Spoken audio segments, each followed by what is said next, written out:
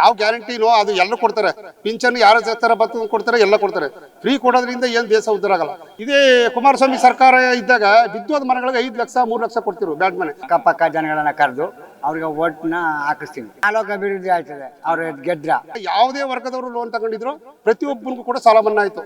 ತಾಲೂಕು ಒಂದು ಆನೆ ಬಲ ಬಂದಂಗೆ ಆಯ್ತು ನಮ್ಗೆ. ಕೃಷ್ಣ ನಾಯಕರು ಬಿಜೆಪಿಗೆ ಹೋಗಿದ್ರು ಕೂಡ ಅವ್ರ ಮನಸ್ಸು ಎಲ್ಲ ಕುಮಾರಣ್ಣಂತವೇ ಇತ್ತು. ಆದ್ರೆ ಮುಂದಿನ ಚುನಾವಣೆಯಲ್ಲಿ ನಮ್ಮ JDS ನಲ್ಲಿ MLA ಆಗೋದಂತೂ 100% ಗ್ಯಾರಂಟಿ. HD ಕೋಟೆಯ ಬಿಜೆಪಿಯ ಪ್ರಬಲ ನಾಯಕರು ಅಂತೇಳಿ ಗುರುತಿಸಿಕೊಂಡಂತಹ KM ಕೃಷ್ಣನಾಯ್ಕ ಅವರು ಇವತ್ತು ಅಧಿಕೃತವಾಗಿ ಬಿಜೆಪಿಯ ಕಚೇರಿಯಲ್ಲಿ JDS ಪಕ್ಷ ಸೇರ್ಪಡೆಯಾಗಿರುವಂಥದ್ದು. ನನ್ನೊಂದಿಗೆ HD ಕೋಟೆಯ JDS ಕಾರ್ಯಕರ್ತರು ಮುಖಂಡರು ಇದ್ದಾರೆ, ಅವ್ರನ್ನ ಮಾತಾಡಿಸ್ತಾ ಹೋಗ್ತೀನಿ. ಸರ್, ಬಿಜೆಪಿಯಲ್ಲಿ ಪ್ರಬಲ ವ್ಯಕ್ತಿ ಅಂತೇಳಿ ಗುರುತಿಸಿಕೊಂಡಂತಹ KM ಕೃಷ್ಣನಾಯ್ಕ ಅವರು ಇವತ್ತು ಅಧಿಕೃತವಾಗಿ JDS ಪಕ್ಷ ಸೇರ್ಪಡೆಯಾಗಿರುವಂಥದ್ದು, ಏನ್ ಹೇಳ್ತೀರಾ ನೀವು? ಅವರು ಮೊದಲು ಅಪ್ಪಾಜಿ ಕ್ಯಾಂಟೀನ್ ಮಾಡ್ಕೊಂಡು JDS ಪಕ್ಷದಲ್ಲಿ ಓಡಾಡ್ಕೊಂಡಿದ್ರು, ಅಂದ್ರೆ ಪಕ್ಷಕ್ಕೆ ಸೇರ್ಪಡೆ ಆಗಿತ್ತಿಲ್ಲ. ಆಗ ನಮ್ಮ ಮಾಜಿ ಶಾಸಕರಿಂದ ಚಿಕ್ಕಣ್ಣವರು ಇದ್ದರು, ಒಂದ್ಸಾರಿ ಸೋತಿದ್ರು, 2ನೇ ಸಾರಿಗೆ ಅವರು ನಾವು ಪಕ್ಷದಲ್ಲಿ ಇದ್ದು. ಹಾಗೆ ಅವ್ರ ಮಗನ ಟಿಕೆಟ್ ಕೊಟ್ಟರು. ಇವರು ಟಿಕೆಟ್ಗೆ ಆಕಾಂಕ್ಷಿಯಾಗಿದ್ದು. ಆಗ ನಮ್ಮಲ್ಲಿ ಏನು ಲೋಕಲ್ ಕೊಡಬೇಕು ಅಂತ ಒಂದು ಅವೇ ಹೇಳ್ತಲ್ಲ ಮೂಲ ಕಾರ್ಯಕರ್ತರು, ಆಗ ಚಿಕ್ಕಣ್ಣವ್ರ ಮಗನ ಕೊಡಿಸ್ತು. ಅದು ಚುನಾವಣೆ ನಡೀತು, ಅದರಲ್ಲಿ ಸೋಲು ಗೆಲುವು ಇರ್ತದೆ. ಆಗ ಸೋತರು. ಇವರು BJP ಕ್ಯಾಂಡಿಡೇಟ್ ಆಗಿದ್ದರು. ಆಗ ನಾವು ನಿಷ್ಠೆ ಅಂತ ಕಾರ್ಯಕರ್ತರಾಗಿ ನಾವು ಮೂಲ ಕಾಲಕ್ಷೇಪ ಮಾಡಿದ್ರು. ಅದರಲ್ಲಿ ಸ್ವಲ್ಪ ಭಿನ್ನಮತ ಇದ್ದವರು BJPಗೆ ಹೋಗಿ ಸೇರ್ಕೊಂಡಿದ್ರು. ಈಗ ಅವರು ಕೂಡ ಪೂರ JDSದವರೇ. ಈಗ ಏನು ಬಂದಿದ್ದೀವಿ ನಾವೆಲ್ಲ BJPಲಿ ಇದ್ದಂಥವರು ಕೂಡ JDS ಕಾರ್ಯಕರ್ತರು ನಿಷ್ಠಾವಂತರು. ಈಗ ಏನು ಕೃಷ್ಣ ನಾಯ್ಕರು ನಮ್ಮ ರಾಷ್ಟ್ರೀಯ ಅಧ್ಯಕ್ಷರಾದಂಥ ಮಾಜಿ ಪ್ರಧಾನಮಂತ್ರಿ ದೇವೇಗೌಡರ ಮುಖಂಡತ್ವದಲ್ಲಿ ಮತ್ತು ರಾಜ್ಯಾಧ್ಯಕ್ಷರಾದಂಥ HD ಕುಮಾರಸ್ವಾಮಿ ಅವರು ಕೇಂದ್ರ ಸಚಿವರಾಗಿರೋಂಥವ್ರು ಮುಖಂಡತ್ವದಲ್ಲಿ ಇವತ್ತು ಸೇರ್ಪಡೆ ಆಗ್ತೀವಿ ಅಂತ ನಮಗೆ ಮಾಹಿತಿ ಹೇಳಿದ್ರು. ಆಗ ನಮ್ಮ ಪಕ್ಷಕ್ಕೆ ಬರೆದ್ರೆ ಯಾರನ್ನೂ ಕರ್ಕೋಬೇಕಾದ ಕರ್ತೇವೆ. ಮುಂದೆ ಟಿಕೆಟ್ ಯಾರು ಕೊಡ್ತಾರೆ ಅಂತ ಹೇಳಲ್ಲ. ಅಲ್ಲಿ ಆಗಿ ನಮ್ಮ ಮಾಜಿ ಶಾಸಕರು ಚಿಕ್ಕಣ್ಣರು ಕೂಡ ಇದ್ದಾರೆ, ಅವರು ಪಕ್ಷದಲ್ಲಿದ್ದಾರೆ. ಅವರು ಕೂಡ ಸೇರ್ಪಡೆ ಕಾರ್ಯಕ್ರಮದಲ್ಲಿ ಕುಮಾರಣ್ಣ ಹೇಳ್ತಾ ಇದ್ರು, JDS ನ ಟಿಕೆಟ್ ಇವರಿಗೆ ಅಂದ್ರೆ ಕೃಷ್ಣ ನಾಯ್ಕ ಅವರಿಗೆ ಅನ್ನುವಂಥದ್ದು ಅಧಿಕೃತವಾಗಿ ವೇದಿಕೆಯಲ್ಲಿ ಅಂದ್ರೆ ಸೇರ್ಪಡೆ ಸಂದರ್ಭದಲ್ಲಿ ಹೇಳಿದ್ದಾರೆ. ಆದ್ರೆ ಮುಂದೆ ನಾವು ಮೂಲ ಕಾರ್ಯಕರ್ತರು ಚಿಕ್ಕಣ್ಣವ್ರನ್ನೂ ಕೂಡ ಗಣನೆ ತಗೊಂಡು ಅಲ್ಲಿ ಲೋಕಲ್ ಕಾನ್ಸ್ಟಿಟ್ಯೂನ್ಸಿ ಅಲ್ಲಿ ಮಾಜಿ MLA ಅವರು ಕೂಡ ಗಣನೆ ತಗೊಂಡು ಟಿಕೆಟ್ ಯಾರು ಕೊಡ್ತಾರೋ ಅವರೆಷ್ಟು ಅವತ್ತು ಇನ್ನು 3 ವರ್ಷ ಇದೆ ಟೈಮು. ಅಲ್ಲಿ ಗಂಟೆ ಚಿಂತನೆ ಮಾಡಬೇಕು. ಇವತ್ತು ನಿರ್ಧಾರ ಚೇಂಜ್ ಆಗುತ್ತೆ ಅಂತ ಹಾಗಾದ್ರೆ ಅದರಲ್ಲಿ ಚೇಂಜ್ ಆಗಲ್ಲ. ವರಿಷ್ಠರು ಹೇಳಿದ್ಮೇಲೆ ಅದಕ್ಕೆ ನಾವು ಗೌರವ ಕೊಡ್ಬೇಕಾದ ಧರ್ಮ ನಮ್ದು ಕಾರ್ಯಕರ್ತರಾಗಿ. ಅವ್ರು ಏನು ಹೇಳ್ತಾರೆ ಅದಕ್ಕೆ ನಾವು ಬದ್ಧವಾಗಿರ್ತೀವಿ. ಆದ್ರೆ ಮುಂದಿನ ಚುನಾವಣೆಯಲ್ಲಿ ನಮ್ಮ JDS ನಲ್ಲಿ MLA ಆಗೋದಂತೂ 100% ಗ್ಯಾರಂಟಿ. ನಾವೆಲ್ಲ 2 ವರ್ಷದಿಂದ ಈಗ ಏನು ನೊಂದಿದ್ದೀವಿ, ಇದ್ರ ಒಗ್ಗಟ್ಟಾಗಿ ಮೂಲ ಕಾರ್ಯಕರ್ತರನ್ನ ಕರ್ಕೊಂಡು ನಮ್ಮ ಮಾಜಿ ಶಾಸಕರು ಮತ್ತು ಇವರು ಎಲ್ಲರೂ ಒಟ್ಟುಗೂಡಿಸ್ಕೊಂಡು ನಾವು ಮುಂದೆ ಚುನಾವಣೆ ಎದುರಿಸ್ತೀವಿ. 100% ಗೆಲ್ತೀವಿ. 26 ತಿಂಗಳ ಬಳಿಕ ಕೃಷ್ಣ ನಾಯಕ್ ಅವರು ಮರಳಿ ಮತ್ತೆ ಗುಡಿಗೆ ಬಂದಿರುವಂತದ್ದು, JDS ಪಕ್ಷಕ್ಕೆ ಬಂದಿರುವಂತದ್ದು. ಎಷ್ಟು ನಿಮಗೆ ಬದಲಾವಣೆಗಳಾಗುತ್ತೆ, ನಿರೀಕ್ಷೆ ಮಾಡ್ತೀರಾ ಅನ್ನುವಂಥದ್ದು? ಮೊದಲು ಅವರು JDS ಬಂದಿತ್ತಿಲ್ಲ. ಅವರು ಅಪ್ಪಾಜಿ ಕ್ಯಾಂಟೀನ್ ಮಾಡ್ಕೊಂಡು ಮೇಲ್ಮಟ್ಟದಲ್ಲಿ ಇದ್ರು ಓಡಾಡ್ಕೊಂಡು, ಆದ್ರೆ ಅಧಿಕೃತವಾಗಿ JDS ಸೇರಿತಿಲ್ಲ. ಇವತ್ತು ಸೇರಿದ್ದಾರೆ. ಇವತ್ತು ಹೇಳ್ಬಾರ್ದು ನಾವು ನಮ್ಮ ಪಕ್ಷ ಸೇರ್ಕೊಂಡಿದ್ರೆ ಅಂತ. ಅವತ್ತು ಸೇರಿತಿಲ್ಲ.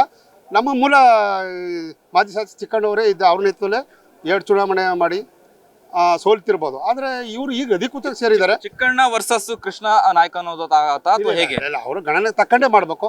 ಅದು ಮೂಲ ಕಾರ್ಯಕರ್ತರಾಗಿ ಅವರು ಕೂಡ ಶಾಸಕರಾಗಿದ್ದಂಥವ್ರು. ಅವ್ರು ತಕೊಂಡು ಕೂಡ ಯಾರು ವರಿಷ್ಠರು ಯಾರು ಹೇಳ್ತಾರೆ ಅವತ್ತು ಇನ್ನು 3 ವರ್ಷದಲ್ಲಿ ಚುನಾವಣೆ ಇದೆ, ಈ ತಾಲೂಕು ಜಿಲ್ಲಾ ಪಂಚಾಯತಿ ಬರ್ತಿದೆ, ಅದನ್ನು ಸಂಘಟನೆ ಮಾಡಬೇಕು.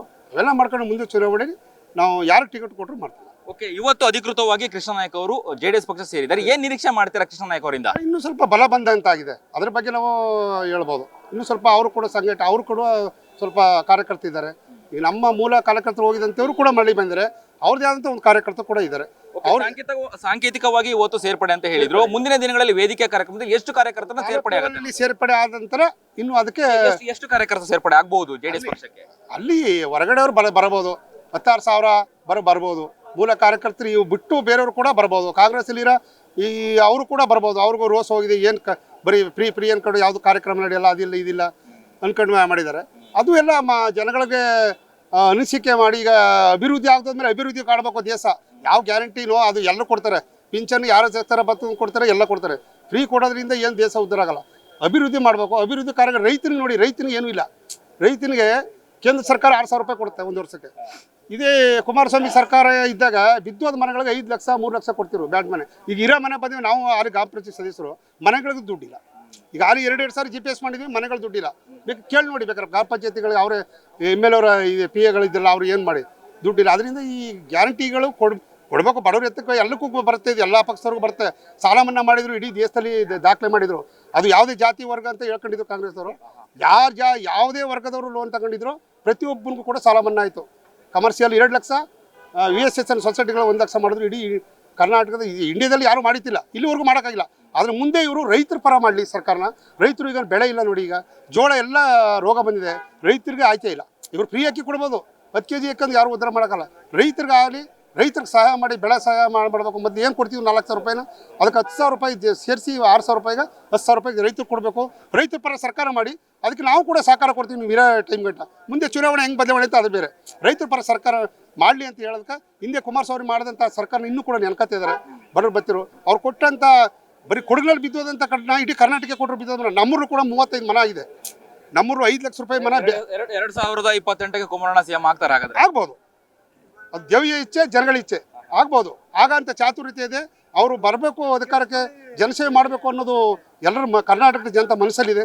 ಅವರು ಕೂಡ ಆಯುಷ್ಯ ಕೊಡಲಿ. ನಮಗೆ ರಾಷ್ಟ್ರೀಯ ಅಧ್ಯಕ್ಷರಾದ ದೇವೇಗೌಡರು ಕೂಡ ಆಯುಷ್ಯ ಕೊಡಲಿ. ಅವರು ಕೂಡ ಒಳ್ಳೆ, ಈಗ ಏನು ಮೋದಿಯವರು ಮಾಡ್ತಾ ಇದ್ದಾರೆ ದೇಶದ ಬಗ್ಗೆ, ನಮ್ಮ ದೇಶ ಏನು ಲೂಟಿ ಆಯ್ತದೆ ಅದ್ರ ಬಗ್ಗೆನೂ ಮಾಡ್ತಾಯಿದ್ದಾರೆ, ಅದ್ರ ಬಗ್ಗೆನೂ ಕೂಡ ಮಾಡ್ತಾಯಿದ್ದಾರೆ. ಅದ್ರ ಬಗ್ಗೆ ನಾವು ಮನೆ ಬರ್ತೀವಿ, ಅದಕ್ಕೆ ಅಭಿನಂದಿಸ್ತೀವಿ.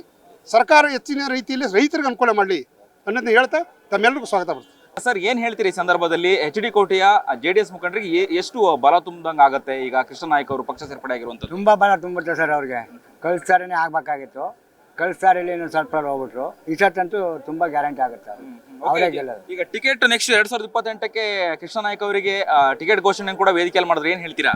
ಒಪ್ಕೋತೀವಿ ನಾವು. ಅದ್ರ ಬಗ್ಗೆ ಭಾರಿ ಟೀಕೆ ಮಾಡ್ತೀವಿ. ನಮ್ಗೆ ಕೊಡಲೇಬೇಕು ಅವ್ರಿಗೆ ಅಂತ.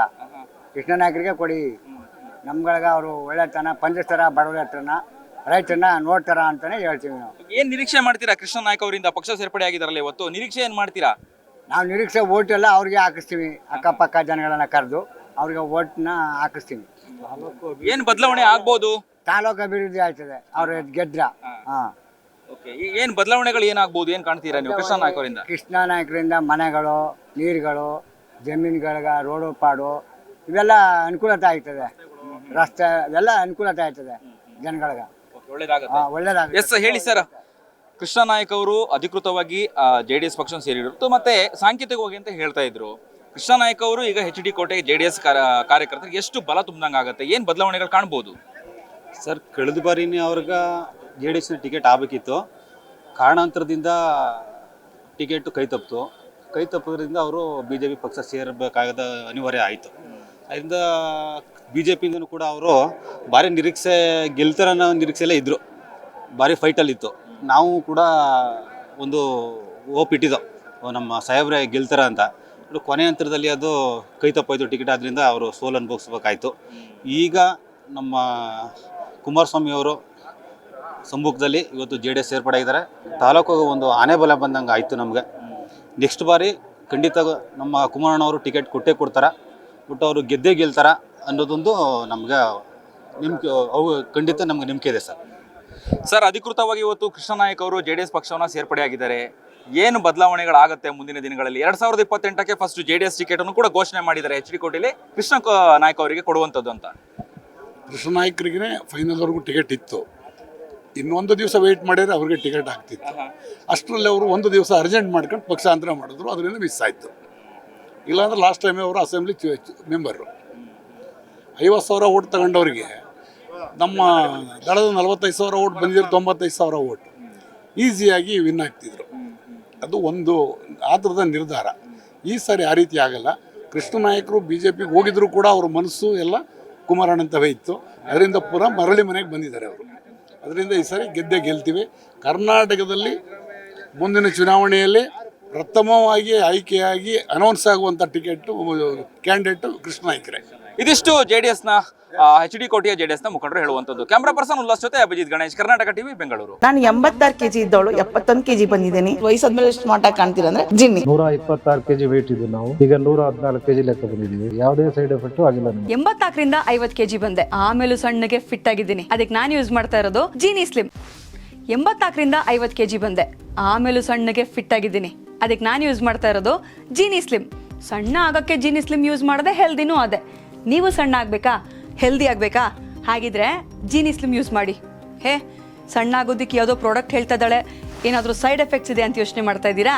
ಖಂಡಿತ ಇಲ್ಲ, ಯಾಕಂದ್ರೆ ಇದು ಕೆಮಿಕಲ್ ಫ್ರೀ. ಸಣ್ಣ ಆಗಬೇಕು ಅಂದರೆ ಜೀನಿ ಸ್ಲಿಮ್ ಯೂಸ್ ಮಾಡಿ. ಹೆಚ್ಚಿನ ಮಾಹಿತಿಗೆ ಕೆಳಗೆ ಡಿಸ್ಪ್ಲೇ ಆಗ್ತಿರೋ ನಂಬರ್ಗೆ ಕಾಲ್ ಮಾಡಿ.